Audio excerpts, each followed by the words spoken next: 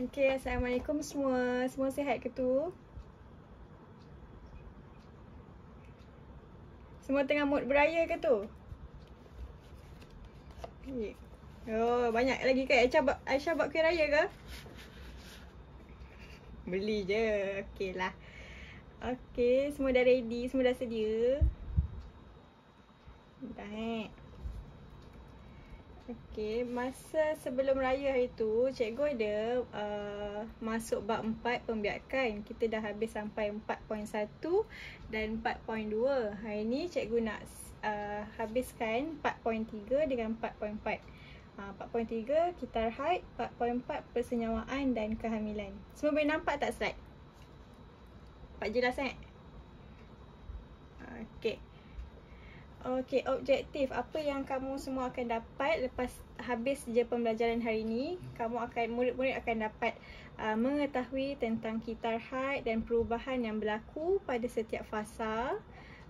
Murid dapat menghubungkaitkan fasa subuh, kitar haid dan proses persenyawaan.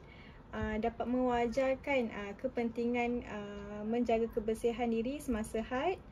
Menerangkan proses persenyawaan dan penempelan embrio. Mewajarkan kepentingan fungsi plasenta dan tali pusat. Okey. First kita tengok kitar haid. Okey, sebabkan kat dalam kelas ni semua perempuan kan, cikgu nak tanya, ada yang belum datang haid ke? Kamu semua 13 tahun kan? Tingkatan 1 13 tahun. Ada yang belum datang haid ke? Oh. Sekarang tengah. Okey. Biasanya umur macam kamu tingkatan 1 ni memang tengah ada yang baru nak mula datang, ada yang dah datang awal, tahun 6 dah datang, ada yang datang lambat. Itu semua bergantung pada badan masing-masing. Okey. Ada yang datang lambat, ada yang datang cepat. Okey, kitar haid ni macam mana?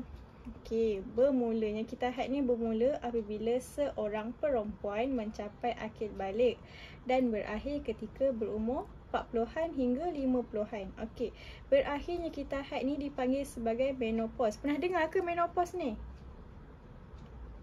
Pernah. Menopause ni selalunya berlaku dekat nenek-nenek yang dah umur dah berusia lah, mak-mak ke 40-an ke 50-an, semua tu dah berusia, berlakunya menopause.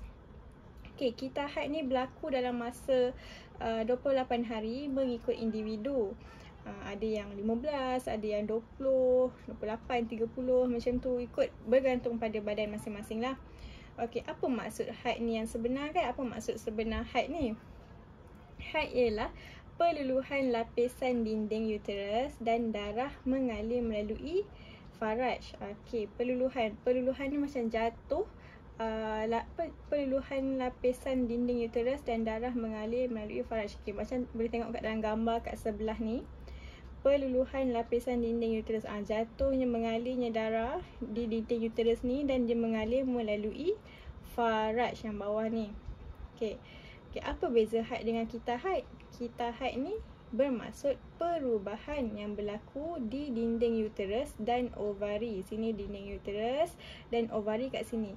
Okey, ingat lagi tak 4.1 dan 4.2 hari tu sebelum raya kita belajar ovari ni apa?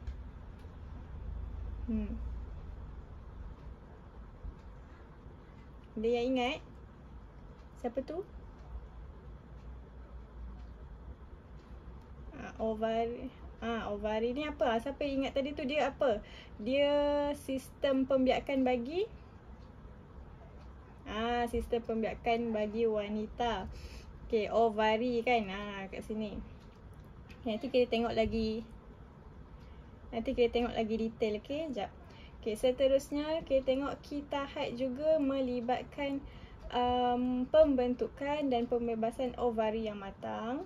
Okey, kitar haid dikawal oleh otak dan sistem endokrin yang membebaskan hormon. Okey, sindrom pra-haid. Okey, ini biasa kamu dengar lah ataupun orang panggil sebagai PMS, premenstrual cycle. Okey, ini adalah simptom-simptom yang biasa perempuan rasa sebelum datangnya haid.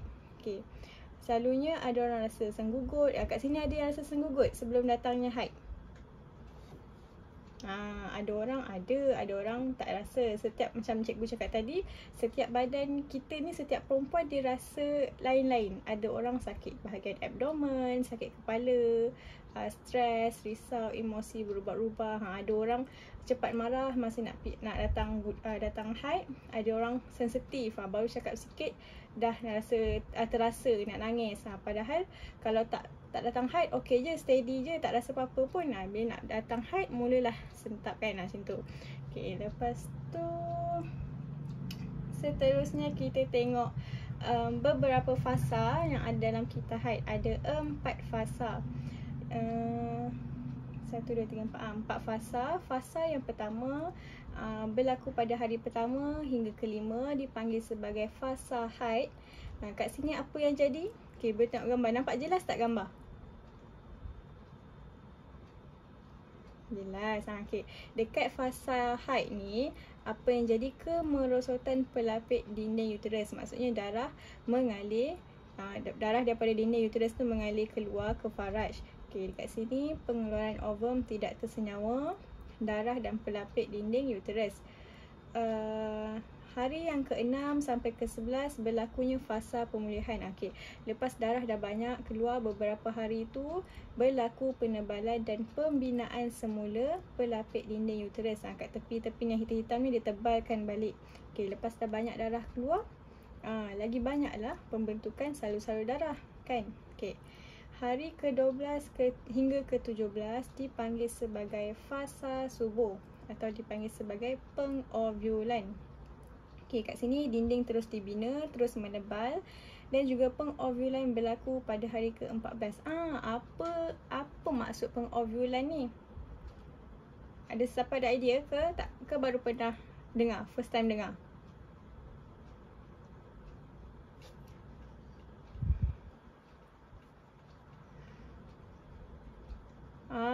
Bersedia untuk persenyawaan. Okey, betul. Siapa tadi cakap? Syifa. Lagi seorang, siapa tadi yang cuba nak jawab tadi? Bagus. Cubaan yang bagus, Aisyah. Ya, Syifa tadi betul lah juga. Okey, pengovulan ni Pengovulan ni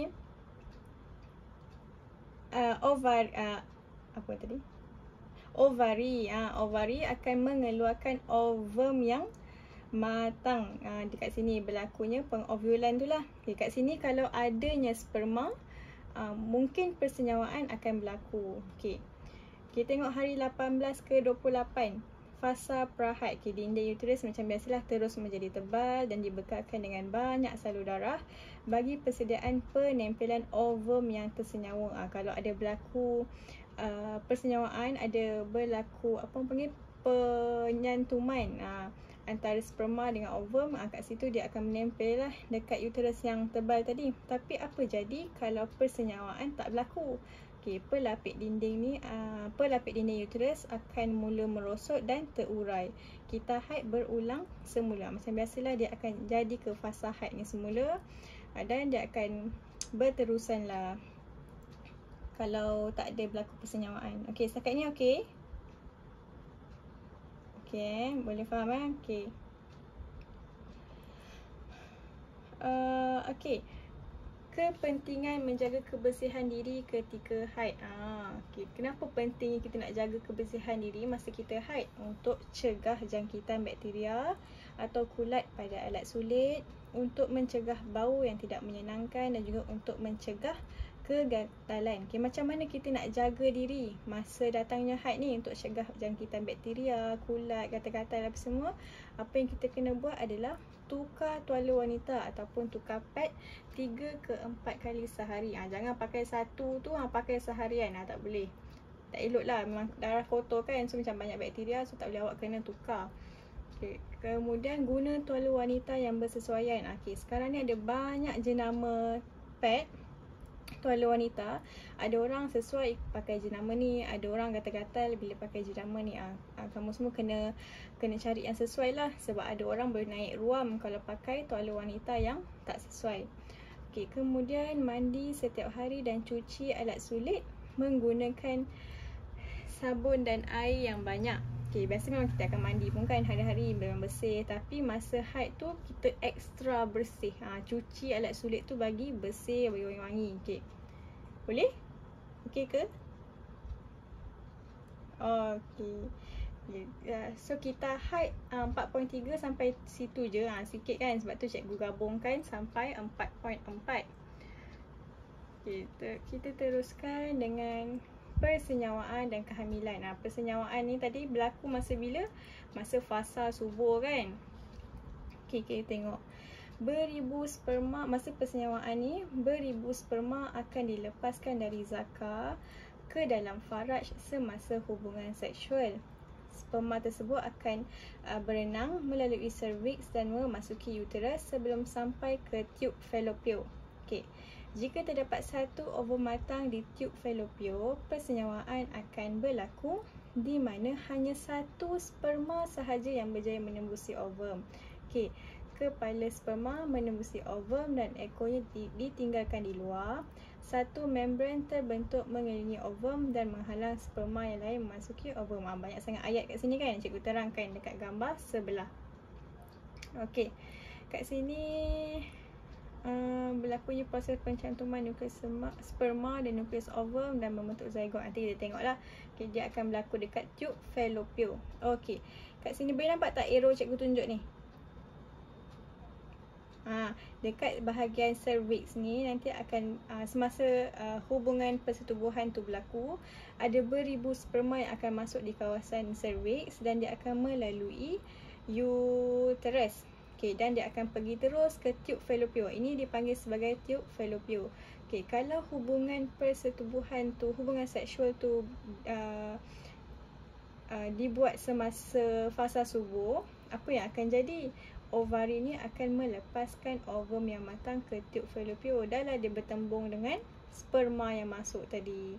Okay, bila dah dia bercantum sperma dengan ovum, apa dipanggil? Proses persenyawaan kan?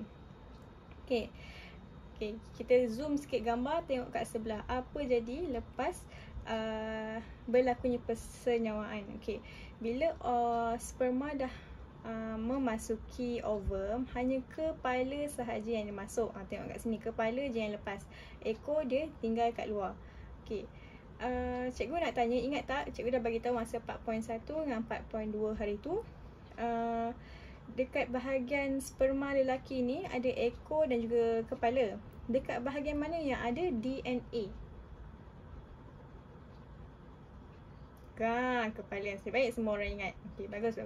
Okay, kat sini bila yang ada DNA ni yang masuk ovum. Okay, lepas satu sperma dah memasuki ovum, akan terbentuk satu membran yang akan menghalang sperma lain masuk. Okay, boleh. Ni semua proses ni berlaku dekat tube fallopian lah. Okay, ini berlaku pada fasa subur. Okay, kita teruskan. Okay, lepas dah ada persenyawaan ni, lepas dah bercantumnya nukleus sperma dengan nukleus ovum, apa akan jadi? Persenyawaan. Lepas tu apa akan jadi pula? Kehamilan. Okay, kehamilan berlaku selepas proses persenyawaan. Okay, boleh nampak tak gambar ni? Jelas tak? Ke nak cikgu besarkan?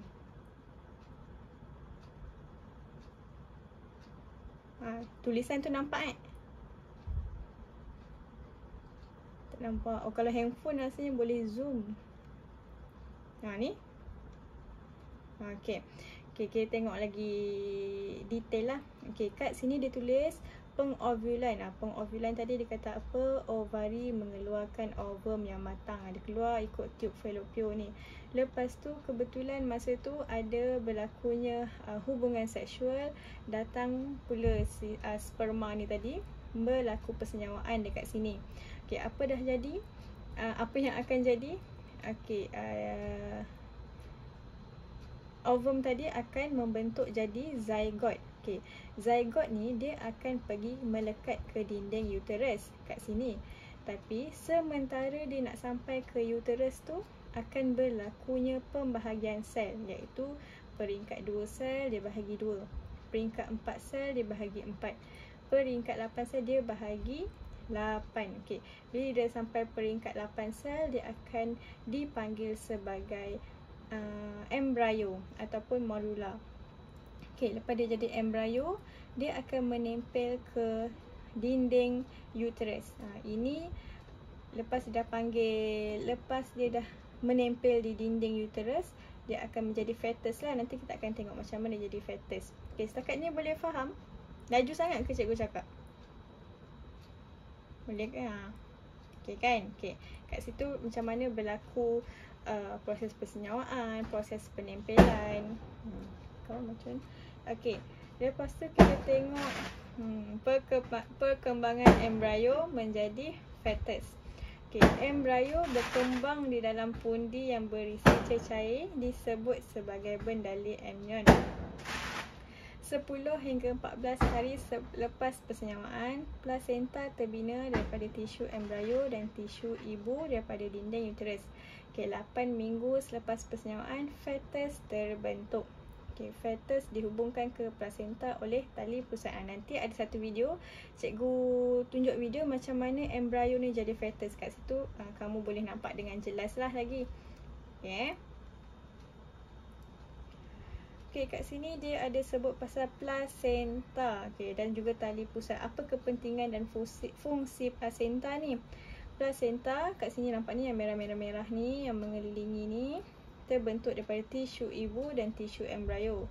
Kat sini berlakunya tempat pertukaran nutrien, oksigen, karbon dioksida dan bahan kumuh antara darah ibu dan juga darah fetus. Okey, tali pusat dia menghubungkan fetus dengan plasenta.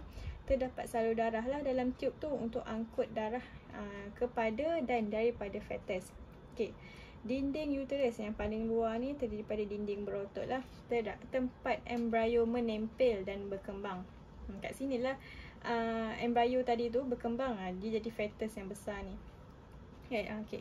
Lepas tu amnion, membran yang membentuk pundi dan mengandungi bendali. Fetus, bayi lah, embrio menjadi membesar menjadi fetus. Bendali amnion ni bertindak sebagai cushion untuk menyerap gegaran dan mencegah fetus daripada kecederaan ataupun kita panggil sebagai air ketuban. Pernah dengar air ketuban, pecah air ketuban kalau nak beranak? Benar kan? Okey. Seterusnya lepas kita dah tengok apa fungsi-fungsi semua, kita tengok apa jadi. Okey, kelahiran bayi. Lepas 37 hingga ke 40 minggu, bayi sedia untuk dilahirkan lah. Okey, masa kelahiran pundi amnion pecah ataupun air ketuban pecah dan bendali amnion mengalir keluar. Otot uterus mengecut, cervix terbuka. Ini adalah proses. Cikgu tunjuk sikit lah macam mana daripada zygote boleh jadi ke bayi. Okay, zygote ni bermula pada satu sel, hasil daripada percantuman ovum dengan sperma. Lepas tu ada pembahagian sel tadi kan. Okay, dia dah jadi berbola sel. Dia akan menjadi embrio. Lepas tu embrio pun dah menempel ke dinding uterus. Dia akan menjadi fetus. Kat sini mulalah kelihatan seperti manusia. Kaki, tangan dah boleh lihat dengan jelas lah. Beberapa minggu selepas tu bayi dah lengkap sepenuhnya. Okey, semua organ pun dah terbentuk sempurna. Okey, boleh setakat ni? Okey. Okey, cikgu nak tunjuk video. Kalau tak dengar suara bagi tahu Ni video nak kasih kamu nampak dengan jelas. Dengar tak sikit tadi? Okey, tengok kat sini kamu boleh nampak dengan jelas proses persenyawaan, penempelan apa semua tu. Okey.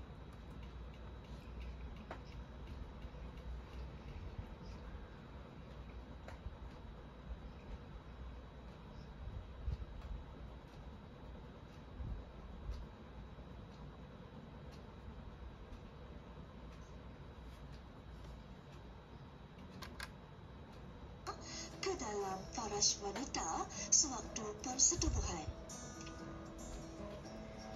Berikut adalah gambar rajah sistem pembiakan wanita. Kita lihat dengan lebih dekat mengenai ovari. Ovari berfungsi menghasilkan gamet betina yang dinamakan sebagai ovum dan juga menghasilkan hormon seks wanita.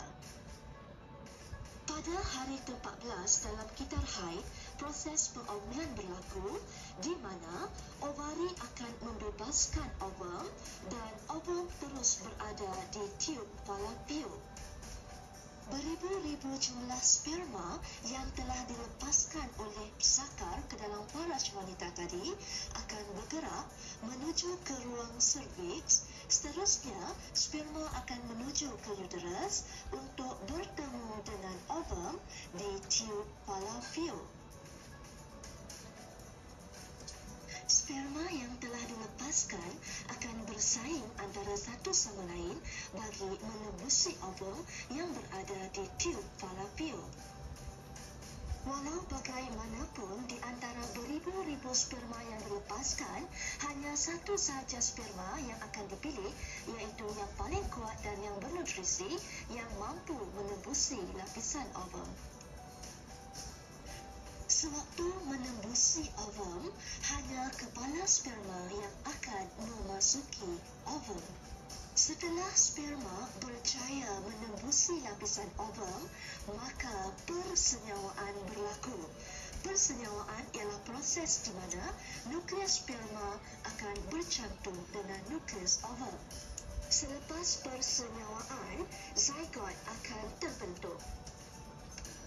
Zygote akan mula membahagi menjadi satu bubolah sel yang disebut sebagai embrio. Embrio akan bergerak dari tiub fallopian dan menempel di dinding uterus. Embrio pula akan berkembang membentuk fetus dan proses kehamilan ini berlaku hinggalah ke minggu 38 sehingga minggu 40. Sekian, terima kasih. Jumpa lagi.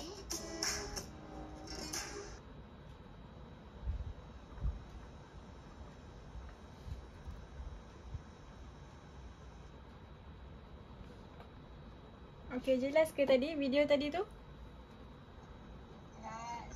Jelas. Okey, itu adalah video dia tunjuk macam mana berlaku proses persenyawaan. Okey, sekarang cikgu nak tunjuk proses kehamilan, macam mana embrio tu menjadi fetus dari minggu ke minggu. Sekejap ya.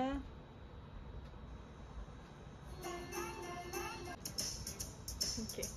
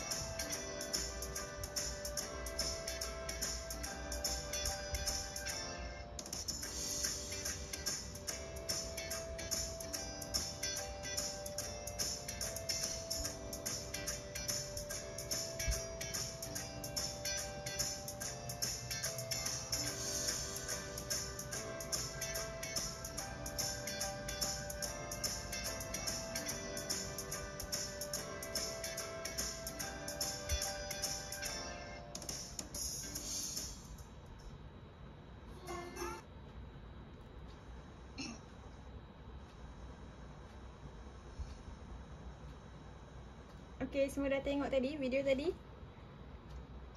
Okey. Boleh faham dengan jelas tak macam mana proses kita haid pula, persenyawaan dan juga kehamilan? Okey. Okey, so sampai situ sahaja kita punya pembelajaran 4.3 dan 4.4. Okey, sikit je kan, tak banyak pun bab ni. Okey, sebelum kita buat quiz, cikgu nak suruh buat sikit lah latihan untuk kita haid. Simple je. Seorang satu lah. Siapa nak jawab dulu? Saya. Okey, Aisyah. Siti Aisyah itu suara. Jawab apa ni? Ni namakan setiap fasa yang ada kat sini. Dia dah bagi fasa haid kat sini. Kat sini fasa apa? 6 ke 11, hari 12 ke 17, 18 ke 28. Okey. yang 17 sampai 28 tu Sini. Prahat. Pasal apa tadi? Pasal Prahat tu ke dia? Prahat. Betul. Lagi? Hari ke-6 sampai 11 fasa apa? Pasal pemulihan. Fasa siapa tu? Saya Syifa. Bagus, pandai Syifa. Fasa pemulihan. Yang terakhir. Siapa nak jawab? Saya fasa subur. Fasa subuh. Ini adalah fasa subuh. Kat fasa subuh ni berlaku apa ni? Siapa jawab tadi? Erika kan? Apa yang berlaku masa fasa subuh? Berlaku proses pengovulan. Ya, pengovulan. Kalau ada sperma jadi fasa, jadi proses Persenyawaan. persenyawaan. Okey. Baik, semua faham kita had ni kan. Simple je kan. Okey. Cikgu ada sebelum tamat lah kan. Sekejap je, ada berapa? 15 soalan je. Sikit je. Cikgu ada letak link dekat chat. Boleh nampak tak? Ada. Ni untuk quiz sikit lah, cikgu nak test kamu punya kefahaman untuk kita punya pembelajaran hari ni. Cikgu bagi masa 15 minit, 10 ke 15 minit ke. Jawab dulu, nanti cikgu check siapa yang dapat markah tinggi.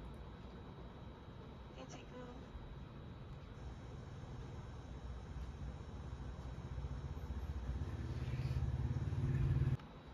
Okey, semua dah siap ke? Okey, dah Okey, nanti kelas hari apa? Ini apa? Hari Isnin. Kelas hari Rabu nanti cikgu tengok siapa yang dapat markah tinggi. Nanti cikgu bagi reward sikit lah. Okey. So hari ni kelas okey ke? Ada cikgu nak minta setiap seorang buat refleksi boleh? Apa yang kamu faham dari pembelajaran hari ni? Okay, siapa nak mula? Sikit simple je.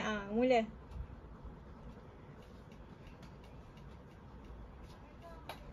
Ya.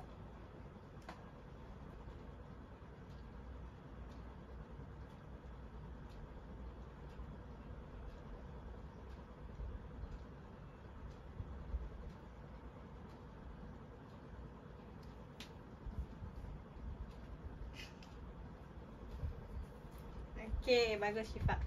Okey. Lagi siapa yang nak bagi refleksi lagi? Okey, siapa? Erika. Erika.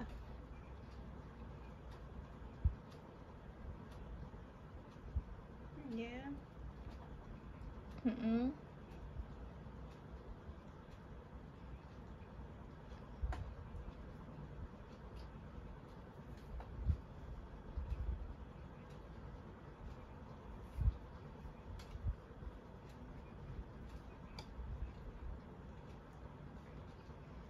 Ya.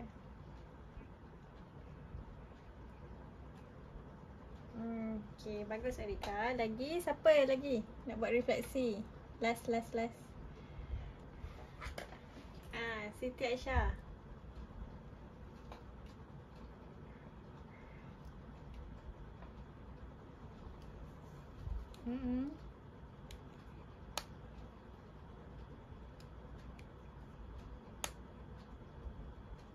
Ya.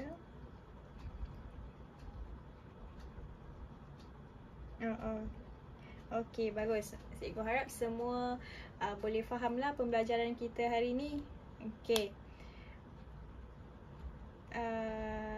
Tadi masa quiz semua boleh jawab soalan. Ada yang susah tak? Ada soalan yang macam pening-pening sikit tak?